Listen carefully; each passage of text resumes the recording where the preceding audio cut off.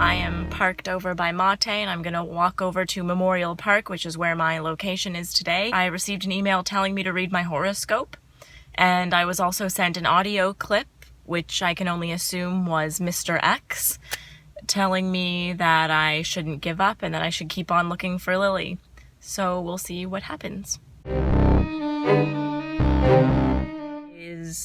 Wow, that was intense. So I met up with one of the actresses that I met yesterday who I didn't really talk to. So we walked and we sat in front of the monument, and basically the whole thing was just a conversation, and a lot of the things she was saying was things like, oh, like you seem like a very smart person, a very intuitive person, someone who knows their emotions. While what she was saying was probably something very generic and that she probably said to other people or what have you, I honestly found myself getting a little emotional. And they know how to hold a conversation, and they know how to make you feel like you're the only person there. And another thing that I really appreciate about this show is that every time you do something or you engage in a new adventure, they ask you, are you ready? Or are you ready to take it a step further? Or do you want to keep going? And I think that's really important with a show like this, because it's so walking heavy and talking heavy, and it takes a lot of mental and physical energy out of you. I was told to go on a walk somewhere where I hadn't seen before. So I started walking and I ended up on a historical street called Yates Street. It was nice to see a different side of St. Catharines, and that's, I think, what this show wants to push, is to see a different side of St. Catharines and to allow yourself to be able to explore. And I just finished my scariest part of Ugly Mess this far. So I met at Coffee Culture. Melinda was there as usual to guide us.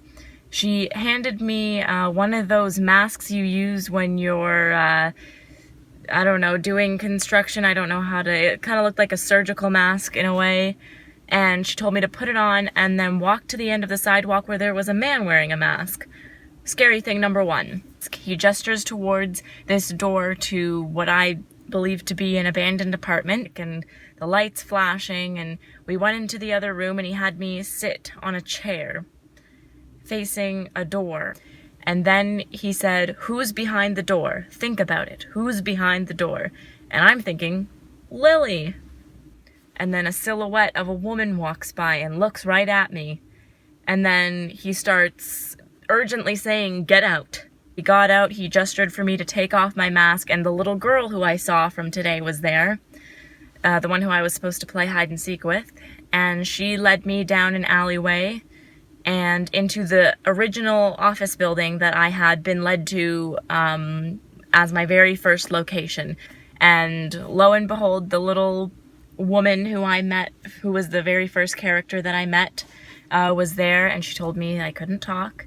And she walked me through a dark room. I was in the room alone, she left, and the girl who I had talked to this morning, who I had the conversation with, emerged from the darkness and took my hand and led me to a chair. And then the girl who was in front of the exit sign stood in front of me, and they took my hands and began washing them in a bowl of water. I'm sure there is some significance to what has happened here tonight, but I'm honestly at a loss. I'm left with more questions than answers at this point. I received an email last night telling me to dress for a funeral, so I'm wearing a dress shirt and my best trench coat, and it's raining. If this isn't pathetic fallacy, I don't know what is. So we'll see what happens. I think I'm attending a funeral, at least that's what I've been told, and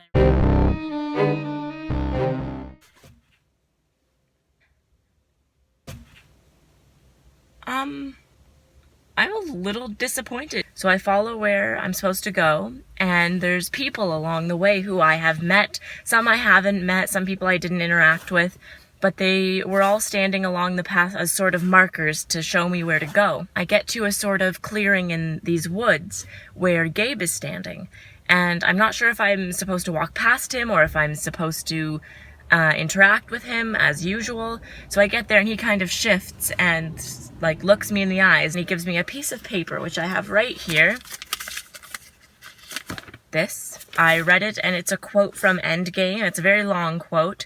The whole time there was a girl walking in front of me who I hadn't seen before, and I was like, oh, maybe this is Lily. Maybe I'm following her to show me how she disappeared.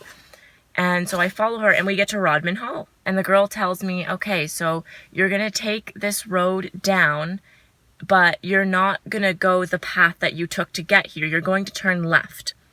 And I said, okay, easy enough. Not so easy.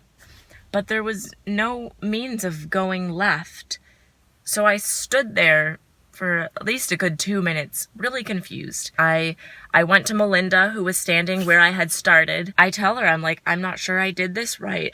And she was like, well, did you meet a man at the end of the path? And I was like, no. And she goes, did you get a piece of paper with a quote on it? And I said, yes, I did. And then she goes, you're fine. So I'm done? It was going really good. This was the end of Ugly Mess, and I'm quite disappointed.